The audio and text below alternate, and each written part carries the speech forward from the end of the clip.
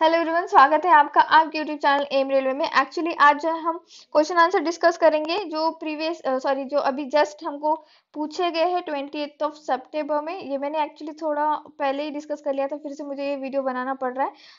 That's why I am kind of frustrated, something like that. तो देखो, Indian railways के हमने देखो 28 ऑफ सितंबर में फर्स्ट शिफ्ट, इसमें मुझे जो है फर्स्ट शिफ्ट सेकेंड शिफ्ट के क्वेश्चन मिल चुके हैं, थर्ड शिफ्ट के क्वेश्चन नहीं मिले हैं। तो प्लीज थर्ड शिफ्ट के क्वेश्चन सेंड कर दीजिए बच्चों।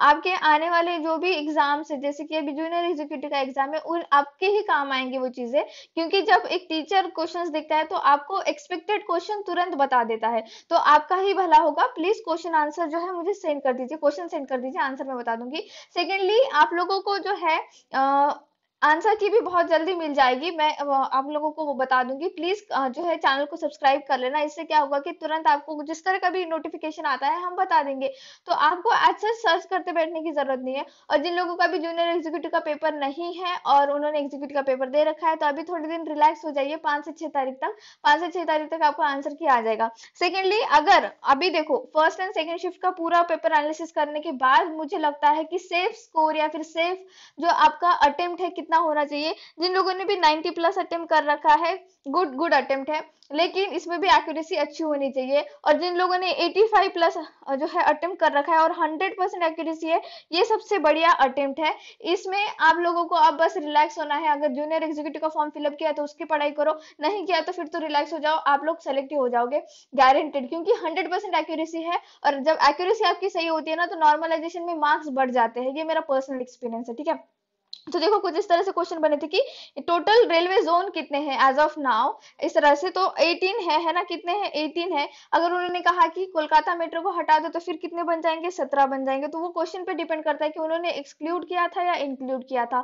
अगर इंक्लूड किया तो 18 जोन, एक्सक्लूड किया तो 17 जोन, ठीक है। देन डीएफसीसीएल स्टैब्लिश कब हुआ था? तो कितना आसान क्वेश्चन पूछ लिया, मतलब हमको नींद में से भी उठा के पूछ लिया, आधी रात में भी उठा के पूछ लिया, तो सबको पता है 30 अक्टूबर, 30 अक्टूबर 2006 को, है ना। अब इसमें इन्होंने डेट पूछी थी या ईयर पूछा था, ये मुझे पता नहीं है, तो दो भी याद कर लो भाई। 30 अक्टूबर 2006 को डीएफसीसीआर हमारा बना था अंडर कंपनीज एक्ट। कौन सा कंपनीज एक्ट? 1956, ठीक है। ये भी आपको ध्यान में रखना है, ये भी क्वेश्चन बनेगा।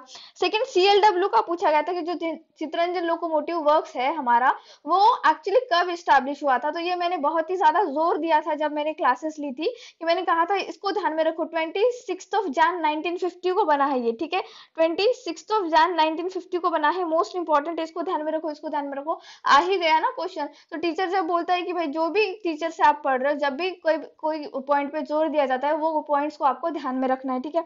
नेक्स्ट, नेशनल रेल म्यूजियम पूछा गया है। तो मैंने कहा था एक तो आपको नेशनल रेल म्यूजियम पूछेगा या फिर रेलवे डेडिकेटेड म्यूजियम पूछेगा। तो रेलवे डेडिकेटेड बोला तो फिर वो क्या, अपना हुबली, हुबली जो साउथ सेंट्रल वाला है, कौन सा, हुबली, हुबली का जो है ना वही।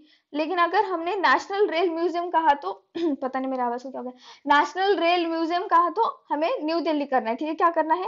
न्यू दिल्ली करना है। तो ये बहुत ही आसान था, मुझे लगता है ये सबको क्वेश्चन बना होगा, ठीक है। ये 100% क्वेश्चन बनने लायक था, तो आप लोगों ने अगर कर लिया होगा तो बहुत बढ़िया बात है, ठीक है।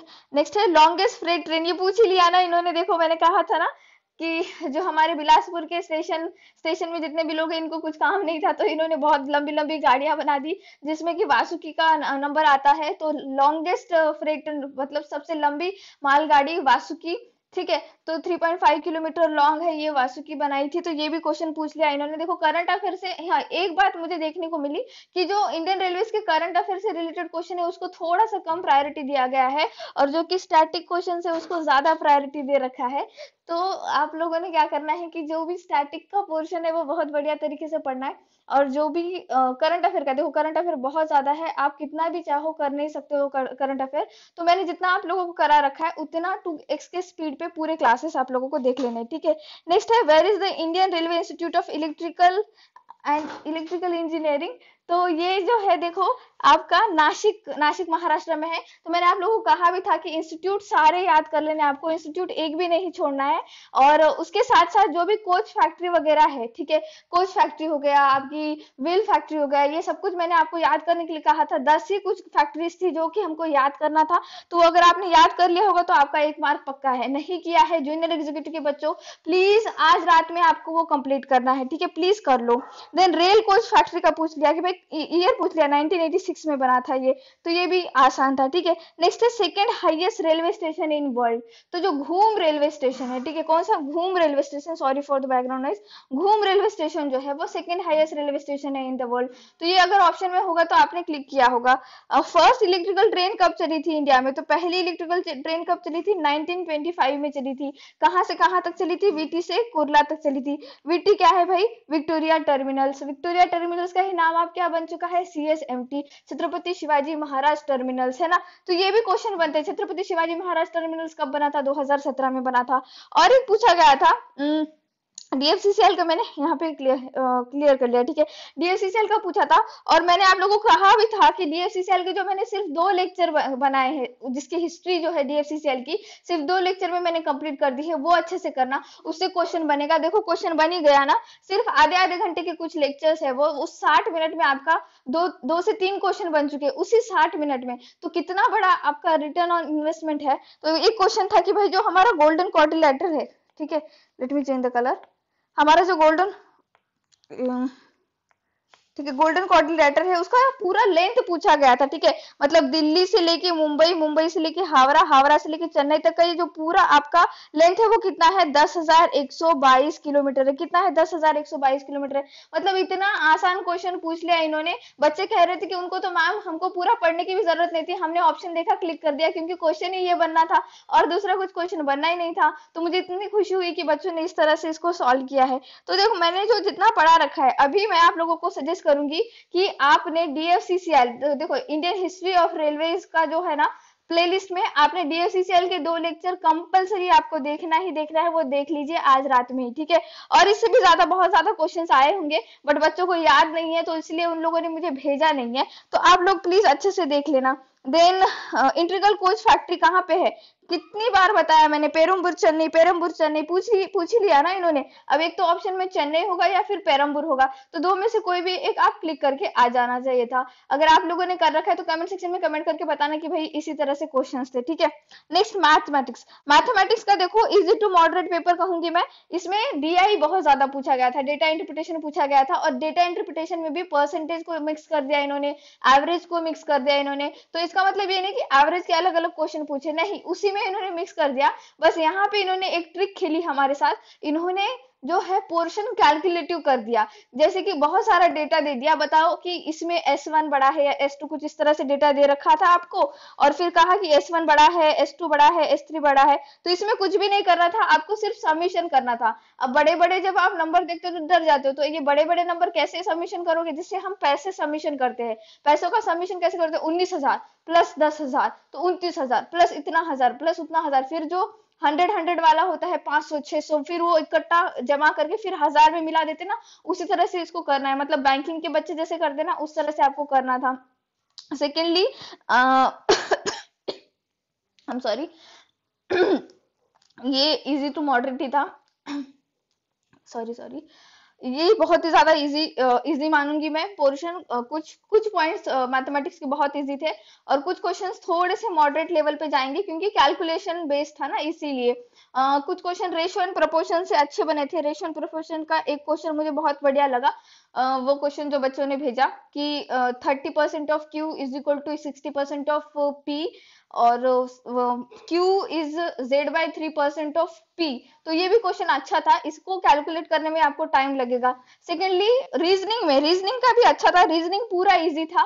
रीजनिंग के 12 के 12 क्वेश्चन आपके फंसने चाहिए। अगर आपने 12 के 12 क्वेश्चन नहीं किए हैं कोई बात नहीं, बट आपने जितने क्वेश्चन किए वो 100% एक्यूरेट होने चाहिए। भले 11 कर रखे हो, 10 कर रखे हो, बट 100% एक्यूरेट होने चाहिए, ठीक है। इसमें 100% एक्यूरेसी की मैं आशा करती हूँ आप लोगों से, ठीक है। नेक्स्ट है इकोनॉमिक्स एंड मार्केटिंग। तो इकोनॉमिक्स एंड मार्केटिंग में हमने जो आपको पीडीएफ दे रखा है इकोनॉमिक्स का, प्लीज उतना पढ़ लो। उसमें मैंने कहा था जीडीपी जीएनपी पूछ ही लेगा, पूछ ही लिया, उसका फॉर्मूला पूछ लिया इन्होंने, तो वो प्लीज अच्छे से एक बार और फिर से एक बार दोहराना है आपको। जीडीपी क्या होता है, जीएनपी क्या होता है, डिप्रिसिएशन क्या होता है, इन्फ्लेशन क्या होता है, स्टैगफ्लेशन क्या होता है, मतलब बहुत ज्यादा पढ़ा रखा है मैंने, तो आपने वो भी देख लेना है, ठीक है। ये कर लिया। मार्केटिंग में देखो, मार्केटिंग आप कितना भी पढ़ लो सफिशिएंट नहीं है। एमबीए के बच्चे इसको 2-2 साल में कंप्लीट करते हैं, तो आपको क्या करना है, सिर्फ जितना आपको दे रखा है उतना अच्छे से पढ़ो, क्वेश्चन को बहुत ही ज्यादा दिल लगा कर पढ़ो। और अगर क्वेश्चन में आपको लगता है कि ऑप्शन जो भी देखोगे उसमें से पॉजिटिव ऑप्शन में से लग रहा है कि हाँ ये हो सकता है, तभी क्लिक करना, अदरवाइज इसके नाम को मत जाना, ठीक है। अगर नहीं आता है नो वरीज, मत करना इसको। मॉडरेट टू हार्ड लेवल पे कहा गया है मुझे कि इकोनॉमिक्स थोड़ा सा मॉडरेट टू हार्ड लेवल था करके। देन सीआरएम, सीआरएम भी बच्चों का कहना है कि मैम हार्ड लेवल का था, क्योंकि इसमें थोड़े से क्वेश्चन नहीं बन रहे थे, बट कुछ क्वेश्चंस थे जो आसान थे, जैसे वैल्यू प्रोपोजिशन। वैल्यू प्रोपोजिशन क्या होता है कि भाई हम कस्टमर को प्रॉमिस करते हैं कि हम उनको जो है अच्छी सर्विस देंगे, हम उनको जो है हर एक प्रोडक्ट जो भी हम प्रोवाइड कर रहे हैं वो क्वालिटी प्रोडक्ट प्रोवाइड करेंगे। तो ये क्या होता है वैल्यू प्रोपोजिशन करना, मतलब हम उनको क्या कर रहे हैं, प्रॉमिस कर रहे हैं। फिर था कस्टमर एक्वाइजेशन करना। कस्टमर एक्विजिशन करने में क्या करते हैं हम लोग, उनसे बात करते हैं, उनकी जितनी भी क्वेरीज है उनको डील करते हैं, उनको जो भी प्रोडक्ट बता रहे हैं उसकी हर एक छोटी से छोटी बात, हमारी प्रोडक्ट की छोटी से छोटी बात बताते हैं, इस तरह से, तो वो कस्टमर एक्विजिशन में आ जाता है। तो सीआरएम के 12 क्वेश्चन थे, उसमें से आपके 6 से 7 क्वेश्चन बन जाने चाहिए, ठीक है। क्योंकि ये थोड़ा सा हार्ड था ना, मॉडरेट लेवल पे था, तो 6 से 7 क्वेश्चंस में इसके पकड़ के चलिए, ठीक है। नेक्स्ट होता है साइंस। साइंस से बहुत बढ़िया क्वेश्चन बने हैं, और जिन लोगों ने भी मेरा साइंस का बुक परचेस किया और पढ़ रखा है उनको बहुत ही आसान गया होगा पेपर, क्योंकि साइंस के इतने अच्छे अच्छे क्वेश्चन बने हैं, और सारे ना उस 50 पेजेस में से ही आए हैं। और मैं इतना खुश हो गई ना, जैसे ही मुझे पता चला, बच्चों ने मुझे कमेंट जो ईमेल किया कि मैम अपने ही बुक से क्वेश्चन थे, अपने ही बुक के क्वेश्चन थे। ये पेज नंबर 50 का क्वेश्चन था, मुझे इतना अच्छा लगा कि पेज नंबर भी याद है बच्चों को, तो कितना रिवीजन कर रखा है हमारे एम रेलवे के बच्चों ने। तो कुछ इस तरह से था। पीएच ऑफ लेमन, तो ये तो देखो केमिस्ट्री में है, केमिस्ट्री तो केमिस्ट्री का मैंने प्रोवाइड नहीं किया है, बट आप लोगों को इतना नॉर्मल आ ही जाना चाहिए, ठीक है। 2.2 समथिंग, ठीक है। नेक्स्ट है विच इज कनेक्टिव टिश्यू। तो कनेक्टिव टिश्यू, जो टिश्यू का मैंने सिर्फ और सिर्फ एक फ्लो डायग्राम दे रखा है आप लोगों को। मुझे अगर जरूरत होती, मुझे अगर लगता, तो मैं बड़ा सा एकदम ना थ्योरी लिख कर दे दी थी टिश्यू का, बट मुझे पता था ना कि टिश्यू से क्वेश्चन ज्यादा नहीं बनेंगे, सिर्फ इतना ही पूछा जाएगा कि भाई कौन सी कनेक्टिव टिश्यू है, कैसी है, क्या है, पूछ ही लिया ना। इन्होंने क्या पूछा, बोन एंड ब्लड। तो ये क्या है भाई, बोन एंड ब्लड दोनों भी कनेक्टिव टिश्यू है, ऐसा नहीं है कि वो कनेक्टिव टिश्यू नहीं है, ठीक है। देन ब्लीचिंग पाउडर का फॉर्मूला पूछा था, या ब्लीचिंग पाउडर का नाम पूछा था, ये मुझे थोड़ा सा कंफ्यूजन है। आप लोग प्लीज मुझे कमेंट सेक्शन में कमेंट करके बताना। तो आप देखो ब्लीचिंग पाउडर पूछ लिया ना, अब क्या पूछना है, अब पूछना है baking powder. Baking powder, washing soda, ये आपको इसका केमिकल फॉर्मूला भी याद कर लो, और इसका जो भी नाम है, ठीक है, वो भी आपको याद कर लेना, केमिकल फॉर्मूला इसका याद कर लो आप, ठीक है। नेक्स्ट है गैस्ट्रिक जूस। गैस्ट्रिक जूस कहाँ पे बनता है, पेट में बनता है, स्टमक में बनता है। मैंने इस तरह से इसको आपको डायग्राम ड्रॉ करके दी थी, और गैस्ट्रिक ऐसे इस तरह से किया था। तो आप लोगों ने अगर वो बुक परचेस कर रखी होगी तो आपको पता है कि गैस्ट्रिक जूस में क्या होता है, हाइड्रोक्लोरिक एसिड होता है, HCl होता है, पेप्सिनोजिन होता है, ठीक है। तो मैंने ये सारी चीजें आप लोगों को बता रखी थी। एंजाइम ही पूछा है ना, तो 3 एंजाइम मैंने आपको लिख के दिए हैं, वो पढ़ लो, अच्छे से पढ़ो।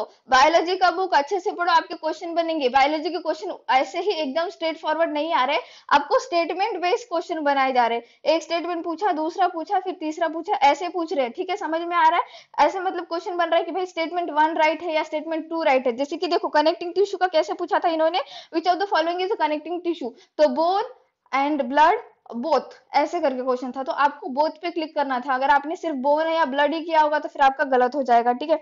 नेक्स्ट मास दे रखा था, किसी का मास दे रखा था, और उसका आपको वेट निकालना था मून पे। तो आपको पता है कि भाई जैसे ही आप मून पे पहुंच जाते हो तो आपका वेट 1/6 हो जाता है। क्या हो जाता है, लेट मी रब दिस, 1/6 हो जाता है। तो ये भी बहुत ही ज्यादा आसान क्वेश्चन था। मतलब मैंने जैसा कहा था ना कि आपको फिजिक्स एंड केमिस्ट्री जो है वो बहुत ही लो लेवल पे पूछा जाएगा। जैसे कि आपका 10th स्टैंडर्ड का अगर आप बुक उठा लो तो वो बुक अगर आपने 1-2 बार भी पढ़ लिया ना तो उसी से क्वेश्चन बनेंगे। लेकिन बायोलॉजी बहुत डीप में जाकर क्वेश्चन पूछेगा, और गारंटेड इसने डीप में क्वेश्चन पूछे भी है, ठीक है। Next, if a ball is thrown from a height h, then potential and kinetic energy, तो पोटेंशियल एनर्जी क्या होगी, mgh होगी, काइनेटिक एनर्जी कुछ भी नहीं तो जीरो हो सकता है इसका, ठीक है। तो इस तरह से दिया होगा या फिर हाफ ऑफ एम स्क्वायर दिया होगा। तो आपके हिसाब से कि आपको अगर बॉल का मास वगैरह दे रखा है और अगर कैलकुलेट करने के लिए कहा गया है मतलब नंबरिंग वगैरह दे रखी है, उसका फॉर्मूला सॉरी उसका अगर वैल्यू अगर दे रखा है तो फिर आप उसका mgh निकाल सकते हो, काइनेटिक एनर्जी निकाल सकते हो। बट वो ऑप्शन पे डिपेंड करता है कि किस तरह से दे रखा हो, mgh दे रखा है, जीरो दे रखा है, या जीरो जीरो दो भी जीरो जीरो दे रखा है, तो वो आप पे डिपेंड करता है, ठीक है। मतलब आपके ऑप्शन पे डिपेंड करता है। प्लेन मिरर से क्वेश्चन पूछा गया है कि भाई प्लेन मिरर पे इमेज कैसी बनती है, तो ये तो सीधी बनती है और जो हमारी साइज है वही बनती है, तो इरेक्ट एंड सेम साइज है ना, सिंपल सा क्वेश्चन था ये। तो अब आपको क्या बन सकता है क्वेश्चन कि भाई कॉनकेव मिरर से कैसी इमेज बनती है, कॉन्वेक्स मिरर से कैसी इमेज बनती है। आगे आने वाले पेपर में हो सकता है कि आपको मिरर फॉर्मूला पूछ लिया जाए, तो मिरर फॉर्मूला याद कर लो। मिरर फॉर्मूला क्या होता है, 1/v plus 1/u is equal to 1/f। v क्या होता है, v होता है डिस्टेंस ऑफ इमेज, क्या होता है ये, distance of image from pole, from pole. और ये क्या होता है, डिस्टेंस ऑफ ऑब्जेक्ट, क्या होता है, ऑब्जेक्ट कहां से, फ्रॉम पोल। और एफ क्या होता है, ये तो होती है फोकल लेंथ। फोकल लेंथ क्या होती है, r/2। r क्या होता है, रेडियस ऑफ कर्वेचर। तो ये हर एक चीज आपको पता होनी चाहिए। भले आपने फिजिक्स बहुत दिनों पहले पढ़ रखा होगा, मैंने तो फिजिक्स पता नहीं कब पढ़ रखा था, बट हर एक चीज मुझे याद है। तो आपको भी इस तरह से याद होनी चाहिए हर एक पॉइंट। अब देखो इन्होंने कॉनकेव कॉन्वेक्स मिरर अगर उठा लिए ना आज ही, तो मैं आप लोगों को बताना चाहूंगी ये पूछेंगे आई डिजीज से प्रॉब्लम, ठीक है। अब इस चैप्टर में सिर्फ और सिर्फ एक ही चीज बच जाती है, आई डिजीज से प्रॉब्लम, जैसे मायोपिया, हाइपरमायोपिया, प्रेसबायोपिया, ये क्वेश्चन बनेंगे तो बायोलॉजी अच्छे से पढ़ लेना है। सेकेंडली ये क्वेश्चन पूछ सकता है कि भाई अगर कोई इंसिडेंट रे है, ठीक है, कोई इंसिडेंट रे है, उसका एक नॉर्मल है, तो जो रिफ्लेक्शन रे है, तो ये क्या तीनों एक ही प्लेन में आते हैं, अगर ऐसा क्वेश्चन बना है तो हाँ फिर एक ही प्लेन में आते हैं, ठीक है। या फिर हो सकता है कि भाई इंसिडेंट रे और जो रिफ्लेक्शन रे है, जो भी एंगल है वो सेम होता है, तो हाँ भाई ये एंगल भी सेम होता है। तो ऐसे क्वेश्चन आने वाले टाइम में आपको देखने को मिलेंगे, या फिर थर्ड शिफ्ट में आ भी चुके होंगे ऐसे क्वेश्चन। तो आप लोगों को देखो ध्यान रखना है कि आपको फर्स्ट एंड सेकेंड शिफ्ट में जो भी क्वेश्चन बन रहे हैं उससे इंटरलिंक करके ही थर्ड शिफ्ट में पूछा जाता है। नॉर्मलाइजेशन इसी बेसिस पे होता है, ऐसा नहीं होता है कि एक को बहुत हार्ड पेपर दे दिया, एक को बहुत ही नॉर्मल पेपर दे दिया, एक को बहुत ही इजी पेपर दे दिया, नहीं, वो डिफरेंशिएट नहीं करते आप लोगों के बीच में। उनको अल्टीमेटली एम्प्लॉय चाहिए, वो बस इतना करते हैं कि एक चैप्टर उठा लिया ना, तो फिर उस चैप्टर से मॉडरेट लेवल के ही क्वेश्चन पूछेंगे पूरा एक दिन, कंप्लीट एक दिन, जैसे कि रेलवे में होता है पूरा कंप्लीट एक दिन।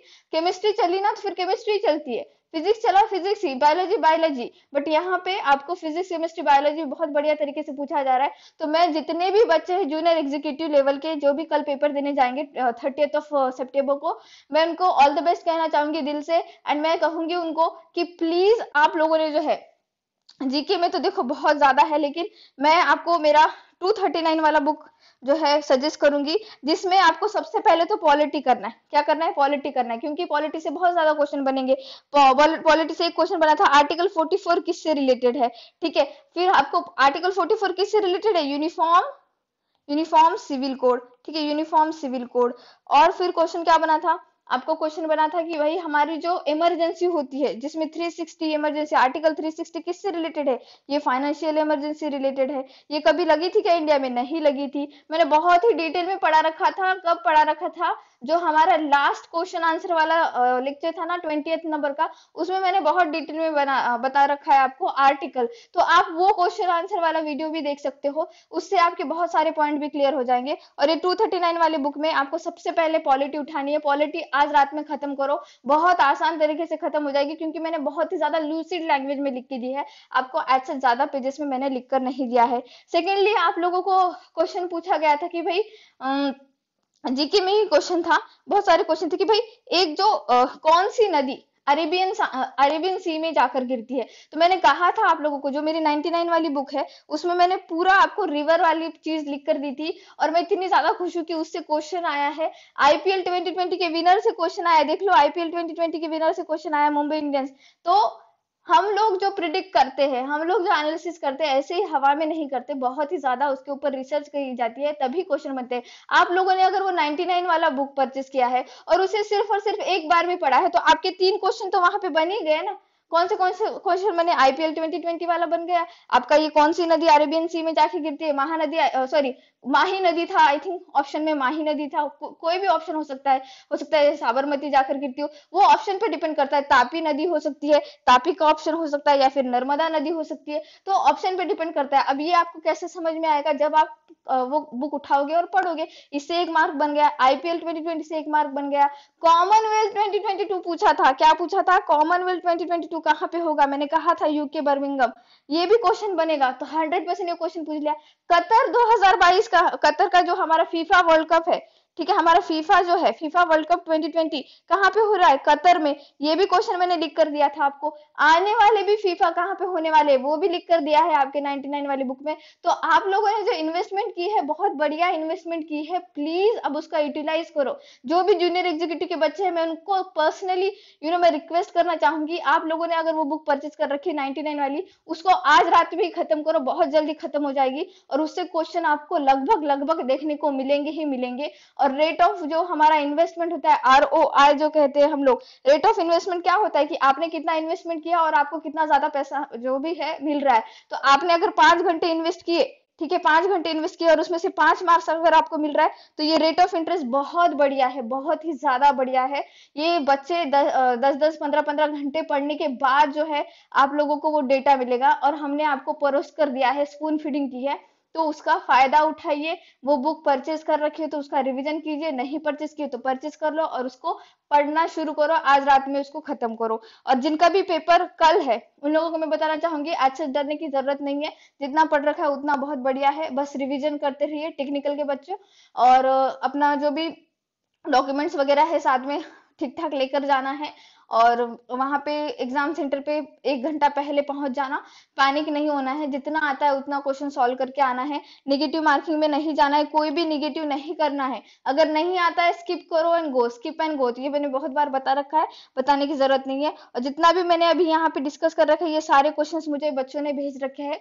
थर्ड शिफ्ट के बच्चों को मैं कहना चाहूंगी, प्लीज आप लोग क्वेश्चन भेजो, इससे क्या होगा, मैं क्वेश्चन का प्रिडिक्शन कर पाऊंगी और आप लोगों को पता चल जाएगा कि आने वाले जो भी शिफ्ट है उसमें किस तरह के क्वेश्चन बनेंगे। Okay, thank you so much for watching, please subscribe to my channel, share this video, like this video, and please keep revising. Thank you.